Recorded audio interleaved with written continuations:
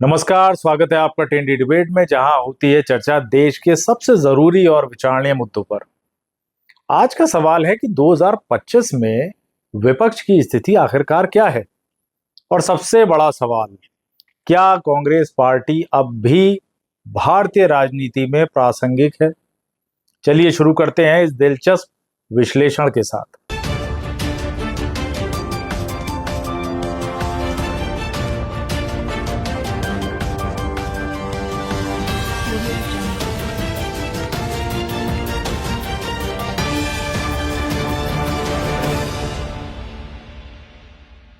दो 2024 के आम चुनावों ने भारतीय राजनीति की दिशा को फिर से स्पष्ट कर दिया। एनडीए को फिर से सत्ता मिली और नरेंद्र मोदी जी तीसरी बार प्रधानमंत्री बने। श्री नरेंद्र दामोदर दास मोदी।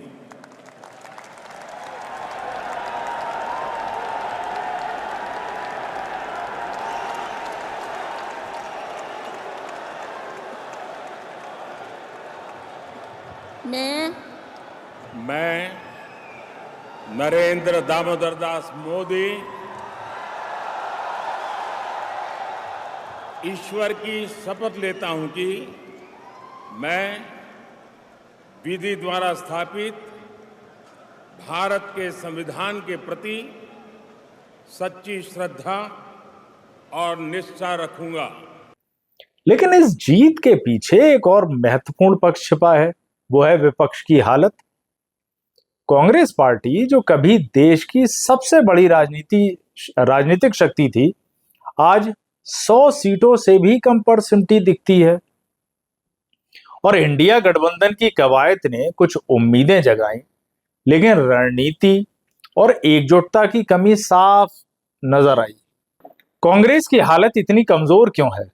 क्या नेतृत्व, विचारधारा या संगठन में कमी है?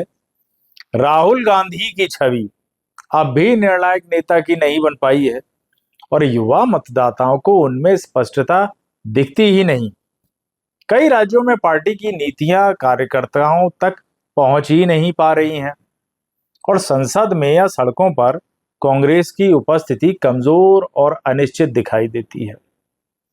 मूल विचारधारा के बिना कोई भी पार्टी लंबे समय तक जीवित रह ही नहीं सकती और कांग्रेस उन्हीं की तरह है बिल्कुल। क्या कांग्रेस अब भी प्रासंगिक है? इस सवाल का जवाब इतना आसान नहीं है। कांग्रेस की प्रासंगिकता खत्म नहीं हुई है, लेकिन वो सीमित हो गई है।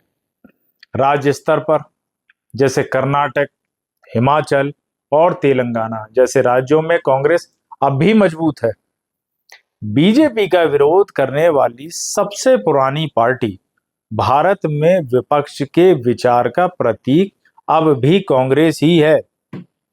लेकिन प्रासंगिक बने रहने के लिए सिर्फ इतिहास काफी नहीं है, नवाचार और व्यवहारिक राजनीति की भी जरूरत है। विपक्ष में केवल कांग्रेस ही नहीं है, आप, टीएमसी, डीएमके और समाजवादी पार्टी जैसी क्षेत्र पार्टियां अब भी अहम भूमिका में हैं।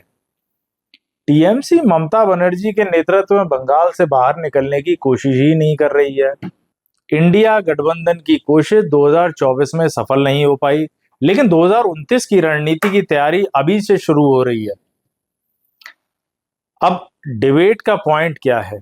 क्या भारत अब नेशनल वर्सेस रीजनल राजनीति की ओर बढ़ रहा है? आने वाले समय में विपक्ष को अगर ताकतवर बनना है तो कुछ जरूरी बदलाव करने होंगे, जिसमें कॉमन मिनिमम एजेंडा सबसे बड़ा बदलाव है। सारे विपक्षी दलों का साझा विजन तैयार करना होगा, नेतृत्व तय करना होगा कि 2029 के लिए चेहरा अभी से तय करने की जरूरत है और जनता से जुड़ाव बढ़ाना होगा। सोशल मीडिया, जमीनी आंदोलन और युवाओं से कनेक्ट करना तो बहुत ही जरूरी है।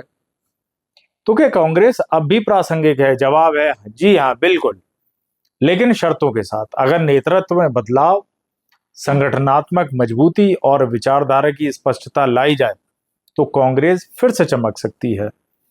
लेकिन अगर यह नहीं हुआ तो भारतीय राजनीति एक नई दिशा की ओर जा रही है, जहां विपक्ष क्षेत्रीय दलों के हाथ में होगा और कांग्रेस सिर्फ एक नाम बनकर रह जाएगी। आपका क्या विचार है? क्या कांग्रेस को अब भी एक मजबूत राष्ट्र पार्टी माना जा सकता है? कमेंट करें, लाइक करें और ऐसे ही राजनीतिक विश्लेषणों के लिए टेंडी डिबेट को सब्सक्राइब करना ना भूलें।